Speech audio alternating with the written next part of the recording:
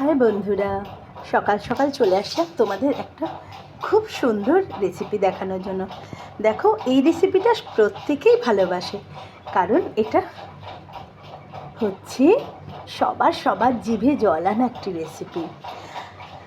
আমের মিষ্টি টক ঝাল আচার তৈরি হচ্ছে।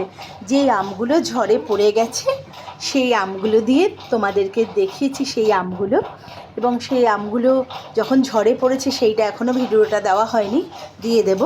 তো তার মধ্যে আচার তৈরি হয়ে যাচ্ছে, কারণ আমি তো ভীষণ ব্যস্ত থাকি, তাই জন্য আমি যখনই কাজটা তখনই সঙ্গে সঙ্গে করে ফেলি, এবং এগুলো বানাতে, সবাইকে বানিয়ে খাওয়াতে এবং ভীষণ আমি আনন্দ পাই। আমি নিজে কম খাই, কিন্তু সবাইকে খাওয়াতে খুব ভালোবাসি।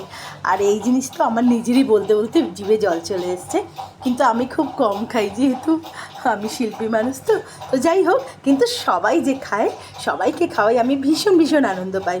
তো এটা আমি হালকা সেদ্ধ করে তারপর 5 ফোড়ন এবং কাঁচা লঙ্কা, শুকনো লঙ্কা ফোড়ন দিয়েছি। তারপর আমটাকে একটু হালকা সেদ্ধ করে নিয়ে ভেজে নিয়ে তারপরে গুড় দিয়ে দিয়েছি। আর যে মশলাটা বাড়িতে আমি তৈরি করি, নানান খাদ্যের জন্য, খাবার দাবারের জন্য নানান রকম মশলা তৈরি করি, সেই মশলাও এই আচারের মশলা তৈরি হয়ে গেছে।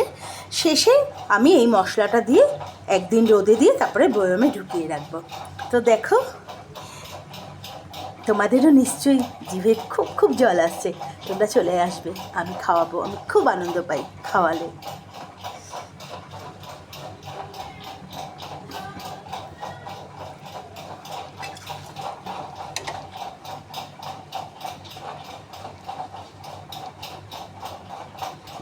ইয়াম্মি।